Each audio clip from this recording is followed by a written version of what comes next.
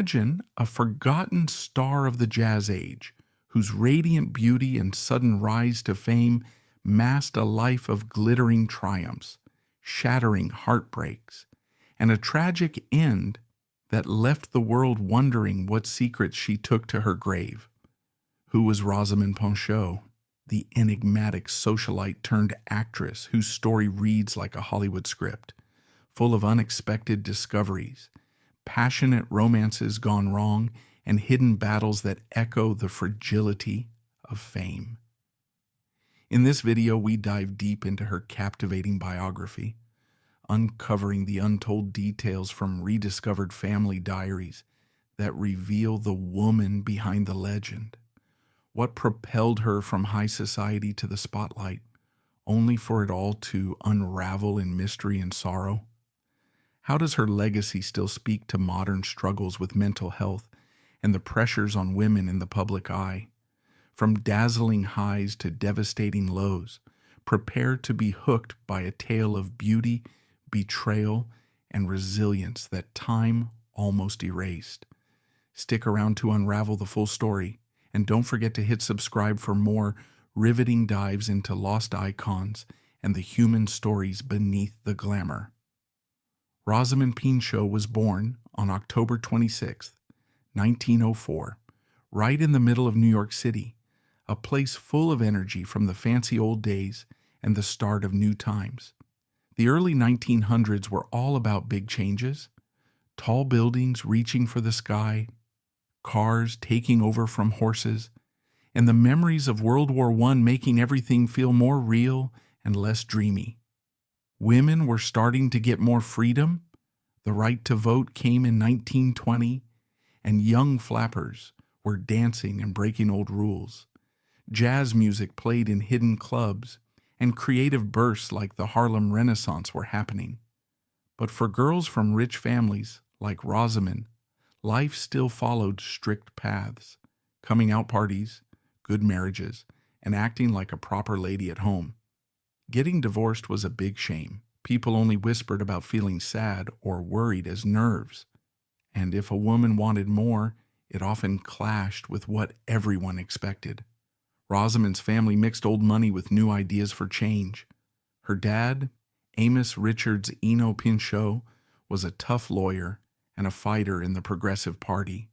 He pushed for fixes to stop big companies from being too powerful, stood up for workers, and even helped start a magazine with bold ideas. He hung out with thinkers who wanted to shake things up. Amos had a brother named Gifford Pinchot who loved the outdoors and worked hard to save America's forests. Gifford was the first boss of the U.S. Forest Service under President Theodore Roosevelt, and later became governor of Pennsylvania twice. His love for nature rubbed off on the whole family, and Rosamond carried it with her. Her mom, Gertrude Minturn Pinchot, came from a family of ship owners. Her grandpa made a lot of money in sea trade, linking them to the old riches of New York along the Hudson River. The Pinchots lived in two worlds: cold winters in a big stone house on Gramercy Park in the city, and warm summers at Gray Towers, their huge estate in Milford, Pennsylvania. Gray Towers looked like a castle from a storybook, with tall towers, pretty gardens, and endless woods. As a kid, Rosamond loved running around there, climbing trees, walking quiet paths, and feeling close to the wild. She often felt happier in the trees than in fancy rooms. This love for the outdoors wasn't just fun. Thanks to her Uncle Gifford, she cared deeply about saving nature. In her private writings, she later complained about cutting down old trees and factories, taking over green spaces. But her childhood wasn't all perfect. When she was 14 in 1918, her parents split up, a shocking thing back then that broke the family apart. Amos and Gertrude argued over their different views and personal problems. He was all about changing the world, while she held on to more old-fashioned ways. Rosamond and her little brother Gifford, everyone called him Long Giff because he was so tall and skinny, stayed with their mom in the city house. Amos got married again right away in 1919 to Ruth Pickering, a writer for magazines with forward-thinking ideas. They had 2 daughters, Mary Eno in 1920 and Antoinette Tony in 1924. Mary grew up to be known as Mary Pinchot Meyer, an artist and society lady whose mysterious death in 1964 on a path in Washington, D.C. is still unsolved, with rumors about spies and a romance with President John F. Kennedy. Tony married Benjamin C. Bradley, the newspaper editor who helped uncover the Watergate story. These family ties later showed a sad pattern of dramatic and unhappy endings for the women in the Pinchot line. Rosamond went to Miss Chapin's school in the city, a fancy place for girls from rich families, where friends called her Pinchy. She didn't fit the usual mold. She hated silly kid games, got annoyed with stiff rules, and would rather be outside exploring than learning how to act like a lady. Her uneasy energy hinted that she wouldn't like the fancy party life waiting for her. People who knew her said she was thoughtful, with a calm strength that hid her softer feelings. We don't know much more about her school days, but they prepared her for a big break from the normal road. The big turning point in Rosamond Pinchot's life unfolded during a transatlantic voyage in late October 1923, aboard the Grand RMS Aquitania, a luxurious Cunard liner sailing from Cherbourg, France, back to New York. At just 19 years old, fresh out of finishing school, and on the cusp of her expected debutante season, Rosamond was traveling with her mother Gertrude after a leisurely European tour. Little did she know that this routine journey home would alter her destiny forever. Among the passengers was the legendary Austrian theater director Max Reinhardt, a visionary maestro renowned for his groundbreaking productions in Berlin and Vienna, where he blended spectacle, emotion, and innovation to captivate audiences worldwide. Reinhardt, always on the hunt for untapped talent, was immediately captivated by Rosamond's serene composure and striking appearance. She stood at an elegant 5 feet 8 inches, with a slender frame, piercing bright blue eyes, and a cascade of blonde hair that shimmered like sunlight dancing on ocean waves. He saw in her the ideal embodiment of innocence mixed with inner fire, qualities essential for the lead role in his ambitious upcoming Broadway spectacle. Without requiring any auditions, formal training, or even a single line read, Reinhardt approached her directly on the ship and offered her the starring part. Rosamond, intrigued by the thrill of the unknown and eager to break free from the predictable, stifling future of society balls and arranged courtships that awaited her as a young woman of privilege, accepted the offer on the spot. She boldly skipped her planned debutante coming-out party, exchanging the swirl of fancy gowns, orchestrated dances, and eligible suitors for the rigorous world of rehearsals, stage lights, and the unpredictable pulse of the theater. The Miracle, the production that launched her into stardom, premiered on January 16, 1924, at the Century Theater on Central Park West, and it became an instant sensation that redefined Broadway extravagance.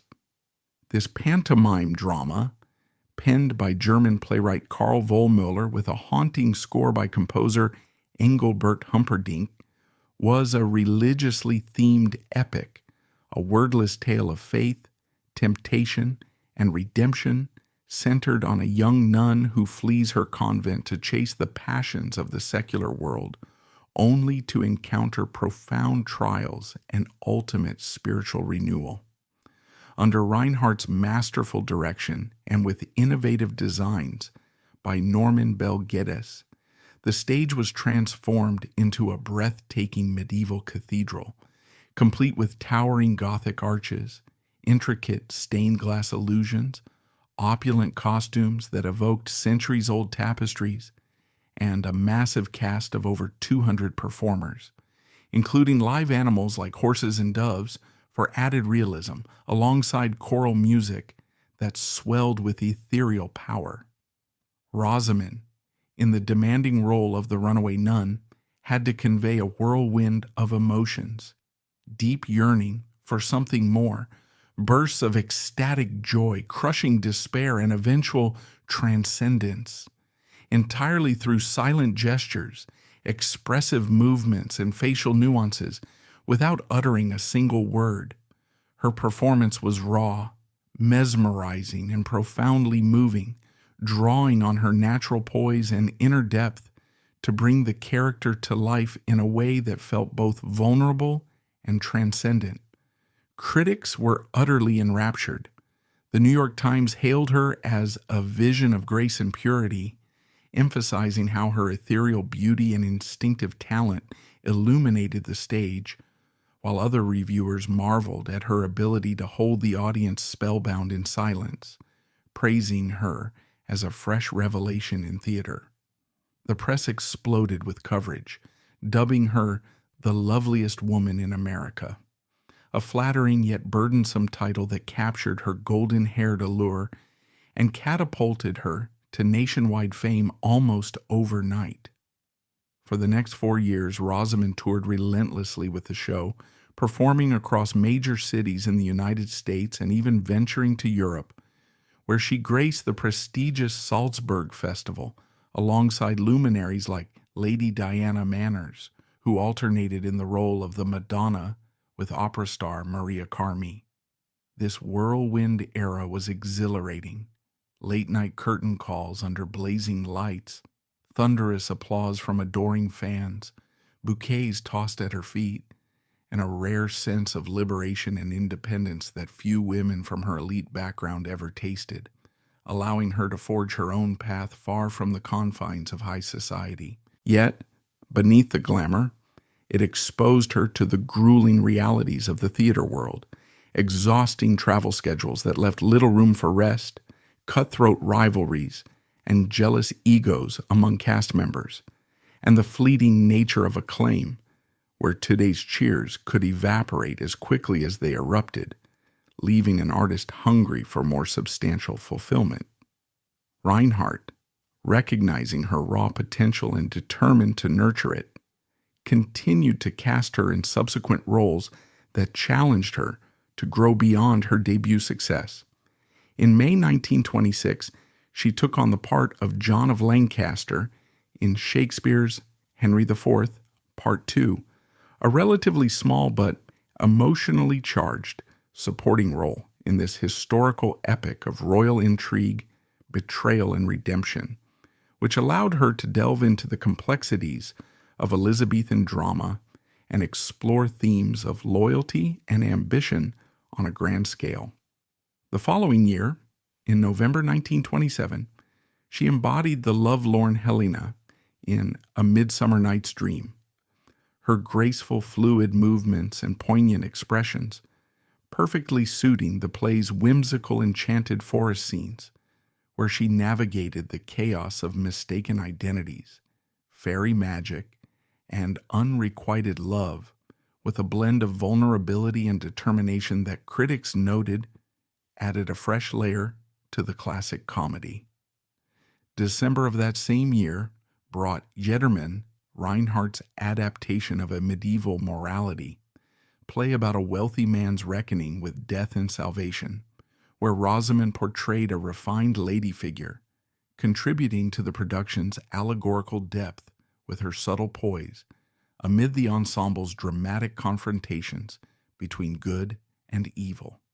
This was swiftly followed by Danton's Todd from December 1927 into early 1928, a gripping, revolutionary drama by Georg Büchner, set during the tumultuous French Terror, in which she played Marion, a tragic and passionate character entangled in the political upheaval, allowing her to convey raw human despair and fleeting joys against a backdrop of guillotines and ideological fervor.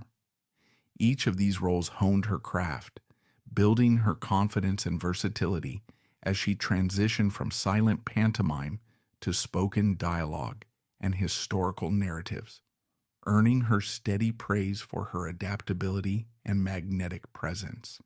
However, they also highlighted her vulnerabilities. The theater industry was unforgiving, demanding relentless precision and resilience, and without formal acting school training, Rosamond occasionally felt like an outsider among seasoned professionals, grappling with self-doubt and the pressure to prove her talent wasn't just a fluke of her striking looks. By 1928, at the pinnacle of her celebrity status, and with the world seemingly at her feet, Rosamond made a deeply personal choice to step away from the spotlight in favor of love and family. On January 26th, she married William Big Bill Gaston, a charismatic and adventurous heir from a prominent Boston political dynasty. His grandfather had served as governor of Massachusetts, and his father was an influential banker whose legacy spoke of old New England wealth and influence. Bill, tall, athletic, and known for his infectious charm and lively personality, had previously been married to the glamorous actress Kay Francis, which infused their union with an extra touch of Hollywood sparkle and intrigue. Their wedding was a lavish, high society affair held at her mother's townhouse in New York, though whispers later revealed it had a secretive element, with the couple exchanging vows in a private ceremony at her father, Amos Pinchot's home in Westchester, Pennsylvania, before the public celebration. Attended by the elite of East Coast society, the event was breathlessly covered in the society pages, painting it as a fairy tale match between theater royalty and blue-blooded lineage. After a romantic honeymoon touring Europe, visiting the same romantic locales that had once inspired her travels, the couple settled into a life of refined luxury, splitting time between elegant apartments in bustling New York City and serene country estates that offered respite from urban chaos. Rosamond soon embraced motherhood, giving birth to two beloved sons, William Alexander Gaston in 1929, followed by James Pinchot Gaston in 1930. This new chapter suited her remarkably well. She poured her nurturing energy into raising her boys, delighting in outdoor adventures that echoed her own carefree childhood at Gray Towers. She taught them the simple joys of casting lines into clear Pennsylvania rivers to catch fish, guiding them on horseback through lush wooded trails where the air was crisp and alive with birdsong, and instilling a deep appreciation for the natural world, hiking sun-dappled paths, identifying wildflowers, and sharing stories of the forests her Uncle Gifford had fought to preserve. These family moments brought her a grounded happiness, far removed from the transient applause of the stage, allowing her to create a warm, adventurous home life amid the privileges of their social circle. However, the marriage, which had begun with such promise and public fanfare, began to show signs of strain almost from the start, revealing the deep-seated incompatibilities that would eventually tear it apart. Bill Gaston's well-known excesses, his heavy drinking that often led to erratic behavior and lost nights, his reckless gambling that strained their finances despite their wealth, and persistent rumors of infidelities with other women in their social circle, gradually eroded the closeness and trust they had shared in those early whirlwind days. Rosamond, ever resilient and fiercely independent, refused to crumble under the weight of these betrayals. Instead, she channeled her energy into physical pursuits that offered her a vital escape and a sense of control. She was an accomplished equestrian, competing successfully in horse shows across the Northeast, where her skill in the saddle earned her ribbons and admiration from fellow riders. In her private diaries, she vividly described the exhilarating rush of galloping across open fields on her favorite mounts, the wind whipping through her hair as she outran her domestic worries, noting how these moments of freedom cleared the fog from my mind and reminded me of the wild girl I once was at Grey Towers. Friends and acquaintances painted a picture of her that contrasted sharply with the media's portrayal of a delicate beauty.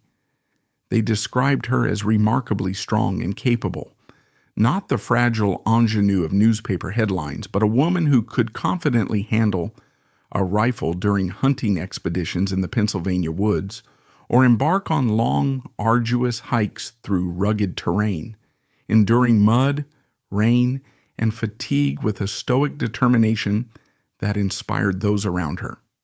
By 1933, after 5 tumultuous years together, the couple decided to live apart, though they chose not to pursue a formal divorce, maintaining their legal marriage primarily for the sake of their young sons, and to avoid the full scandal that a complete dissolution might bring in their conservative social sphere. The separation devastated Rosamond on a profound level, leaving her to grapple with feelings of abandonment and failure in what she had hoped would be a stable, loving partnership. In the aftermath, she rented a sprawling 15-room estate in the quiet, affluent village of Old Brookville on Long Island, a grand but somewhat isolated home that provided space for her and her boys amid manicured gardens and rolling lawns. There, she raised William Alexander and James Pinchot largely on her own, with the assistance of household staff including nannies and cooks, creating a nurturing environment where she could focus on their upbringing despite her inner turmoil, organizing picnics, reading bedtime stories, and ensuring they experienced the outdoor freedom she cherished.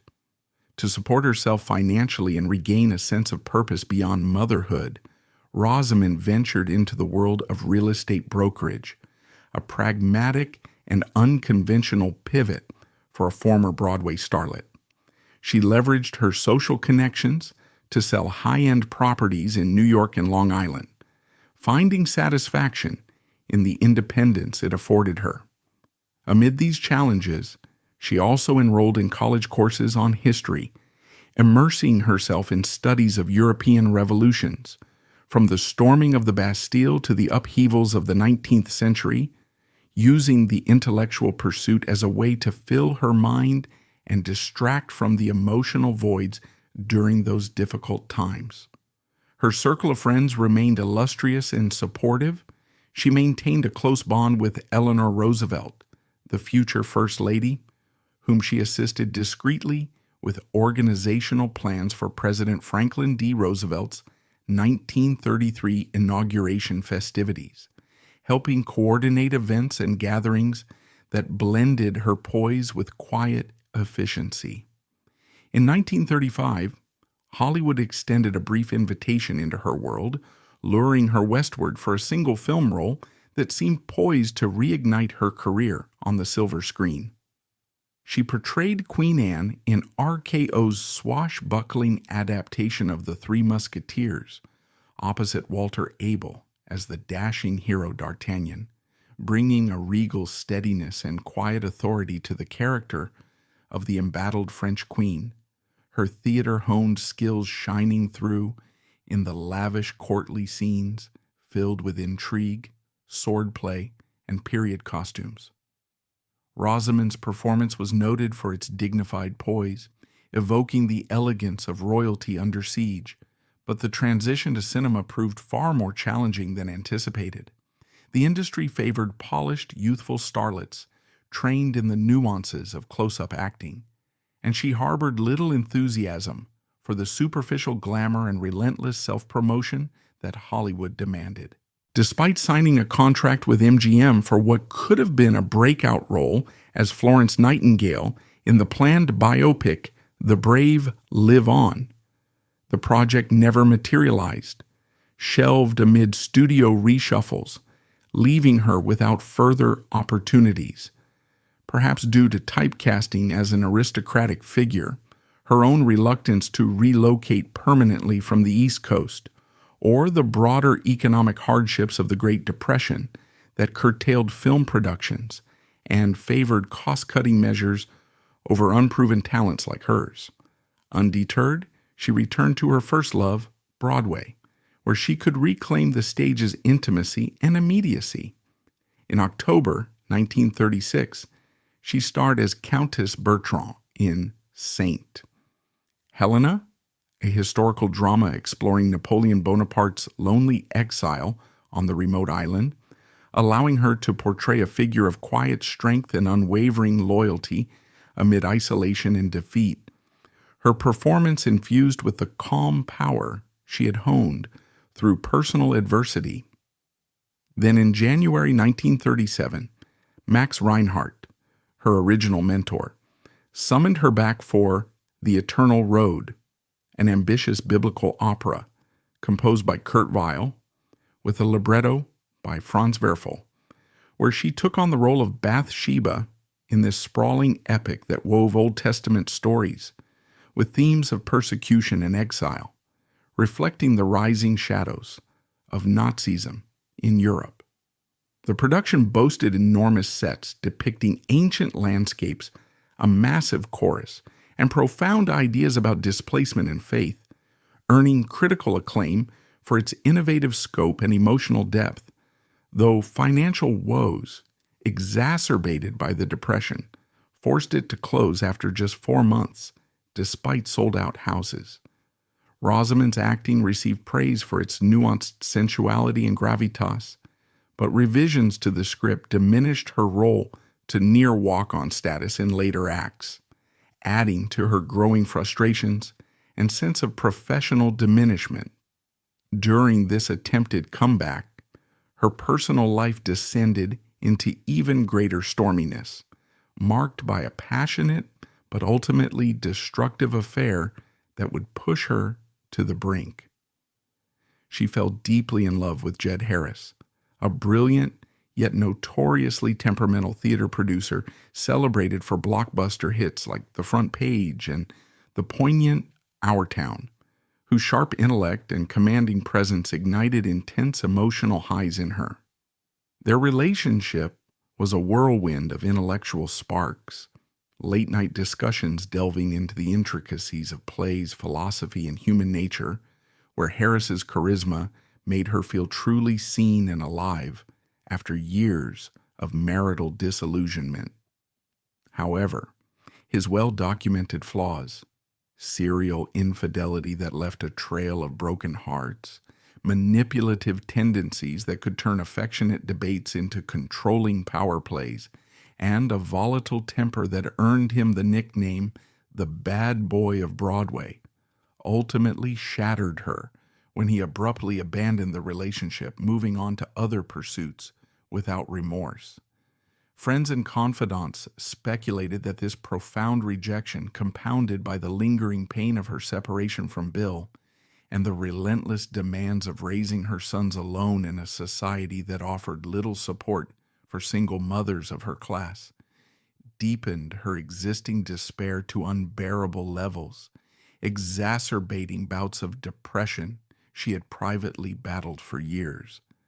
Tragically, on January 24th, 1938, the very night that Our Town premiered to rave reviews under Harris's direction, a cruel coincidence that amplified her sense of isolation, Rosamond ended her life at the age of 33. A household cook discovered her body slumped in the front seat of her car inside the garage at her old Brookville home, dressed poignantly in a pristine white evening gown, as if prepared for one last glamorous outing, having succumbed to carbon monoxide poisoning from the running engine. She had left 2 handwritten suicide notes addressed to her family, their intimate contents, perhaps expressions of love, regret, or final pleas, kept forever private by those closest to her, fueling endless speculation and adding a layer of mystery to her sorrowful end. Her funeral, held 2 days later on January 26th at her mother's townhouse in New York, fell eerily on what would have been her 10th wedding anniversary, casting a pall of irony over the somber gathering attended by theater luminaries, family members, and old friends who mourned the loss of her vibrant spirit. She was laid to rest in the Pinchot family plot at Milford Cemetery in Pennsylvania, overlooking the serene landscapes and forests she had cherished since childhood, a final return to the natural world that had always been her refuge. Rosamond's effects extended far beyond her untimely departure in 1938, profoundly influencing emotional landscapes, cultural narratives, and even broader societal ideas in ways that continue to unfold. Her suicide utterly shattered her immediate family, leaving indelible scars that reverberated through generations. Her sons, William and James, just 9 and 8 years old respectively, were forced to grow up without their mother's guiding presence, navigating a world of privilege overshadowed by profound loss and instability. Bill Gaston, already prone to excess, descended further into alcoholism. Unable to provide the steady paternal support his boys needed, his once charming demeanor giving way to a haunted unreliability that left lasting emotional voids. The young Gastons lived amid wealth and opportunity, but carried invisible shadows. James, in particular, later hinted in subtle reflections at his father's enigmatic and distant nature, a guarded complexity that Bibi Gaston, James's daughter and Rosamond's granddaughter, attributes directly to the unresolved grief and unspoken trauma of losing Rosamond so suddenly. Bibi's discovery of her grandmother's extensive writings, a cardboard box filled with over 1,500 pages of diaries, letters, and scrapbooks handed to her after her father's death in 2001, sparked a transformative healing journey that spanned 7 years, culminating in her 2008 book, The Loveliest Woman in America. This process illuminated how Rosamond's deep-seated hurt echoed relentlessly through the years, manifesting in her son's closed-off heart and emotional reticence, and even in Bibi's own lifelong search for a sense of belonging and home, ultimately allowing the family to confront and mend the silences that had buried Rosamond's story for decades. In Ways of Life, Rosamond stands for the missed chances of 1920s women, gifted and pretty, but held back by what people wanted, stopping full bloom. Her tale builds understanding for old mind fights, once not talked about but now seen as everyone's. In big ways, her family links helped save nature. Her speaking up shaped family work, helping rules that kept places like gray towers, now a special spot open for all. In heart ways, her story shows life's mixed, happy making amid sad, crowd love against alone hurt. In our time of perfect online faces, her writings say real pretty is in weak spots, and bringing back quiet pasts can fix family breaks. In the end, Rosamond Pinchot was more than a quick pretty. She was a many-sided person whose days echo our hidden fights. Her memory pushes us to say out loud secret hurts, growing kindness for us and others, giving soft end to a life full of color but cut short.